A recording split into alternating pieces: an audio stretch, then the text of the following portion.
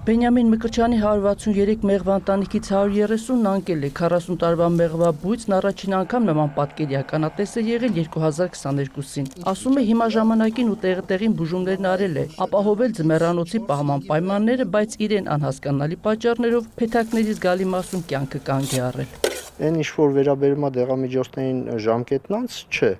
Ժամկետը ես լավ հիշում եմ, մինչև 27 թիվներ, անցած տարի որ սկսել եմ ես բուժումը անել, մաշնաթթվով, թրթնջաթթվով։ Եթե մի անգամ վարատոզի դեմ սկսում ես բուժելը, պարտադիր 7-ից 10 օր հետո մի հատ էլ պետք է սկսես բուժումը անելը։ Անկման պատճառը պարզելու համար մեղվա բույսը փորձագետների է հրավիրել։ Ձմռան ընթացքում մեղուների շարժի մասին նախնական պատկերացում կազմելու համար փորձագիտական թիմը առաջին փուլով ակնադիտական ստուգումներ է իրականացնում։ Բացում է փեթակները, ստուգում շրջանակներն ու մանրամասն զննում անշարժ միջատներին։ Նայում եմ մեղվի վիճակը ինչ մեղու եմ հանում։ Օրինակ սա չձևավորված մեղու է, թևեր չունի։ Տարբեր են պատճառները, բայց հիմնական խնդիրը կարա լինի վարատոզը։ Այս բանը չեմ կարող ասեմ, երբ հենց սա հանգել, բայց տեսակ մի 20 հատ մեղու էր 50 հատ։ Այդից թվում է սկիծը մեռանոց չեմ էլ մտել։ Մինչև ձմեռանոց մտնելը մեղուներն ավելի ակտիվ էին, իսկ հիմա կենդանի մնացածները մի տեսակ խեղճացած են։ Անշարժ ընկածները մի քանի անգամ ավելի շատ են շրջանակներում եղածներից։ Ողջ մնացածներն ինքնամաքրվում են սատկածներին դուրս մղելով փեթակից։ Այս էլ մայրն է իրաց, մեղվա մայրն է։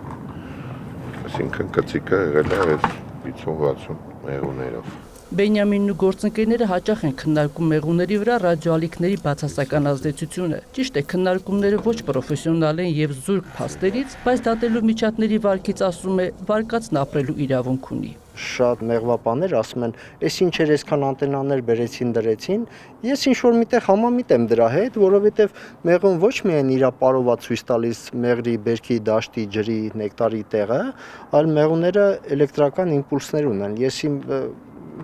կոպիտ ասած կարճ խելքով հասկանում եմ, եթե էլեկտրական իմպուլսներ ունեն, մեղուները դրանցով են հաղորդակցվում միմյանց հետ, կարելի է մտածել, որ Wi-Fi-ի ալիքները որ ցրվում է, մեղուներին խանգարում է։ Ռադիոալիքների եւ այլ սարքավորումների ազդեցությունը մեղուների վրա գուցե թե մի փոքր ավելի չափազանցված է, որովհետեւ մենք ունենք շատ ավելի այլ խնդիրներ, թունաքիմիկատների օգտագործումը, բացանքերի օգտագործումը, միևնույն ժամանակ հիվանդություններ, որոնք անվերահսկելի աճ են արձանագրում, դիցուք այս դեպքում վարատոզի ազդեցությունը, բայց գիտական հետազոտված եւ ապացուցված ազդեցությունը մեղուների վրա ռադիոալիքների լուրջ անկումների այդքան էլ շատ չեն։ Ժրաջան միջատները սթրեսի են ենթարկում նաև բարձր ձայներից, այդ թվում ինքնաթիռի։ Իսկ Բենյամինի մեղուները օդանավակայանի անմիջական հարևանությամբ են ցածր թռչող ինքնաթիռների ուղիղ ազդեցության տակ։ Փորձագիտական թիմը, որ հետազոտությունից հետո 6 էջանոց արձանագրություն է կազմել, պարզել է, անկման պատճառը ոչ թե ռադիոալիքներն են կամ բարձր ձայնը, այլ վարատոզը։ Ունենք մեղվանոցում հիմնականում վարատոզի մեծ վարակվածություն, մոտավորապես 42% վարակվածություն կա գնահատված անկած մեղուների քանակով հաշված, որը կենդանի մեղուների դեպքում մոտ 20% գուցե թե ավել լիներ։ Դրան զուգահեռ մենք դիտարկել ենք նաև վիրուսային հիվանդությունների դրսևորումներ, երևակումներ, որը ինքնին արդեն վարատոզի արկայությունով է պայմանավորված։ Բենյամինին մնում է ախտահանել մեղվանոցը, խտացնել բները եւ մեղվազանգվածը հասցնել զարգացման այնպիսի մակարդակի, որ հնարավոր լինի ապահովել մեղվա ընտանիքի բնականոն աճը։ Հայկուշ Ասլանյան, Հայկ Պետրոսյան, Լուրեր։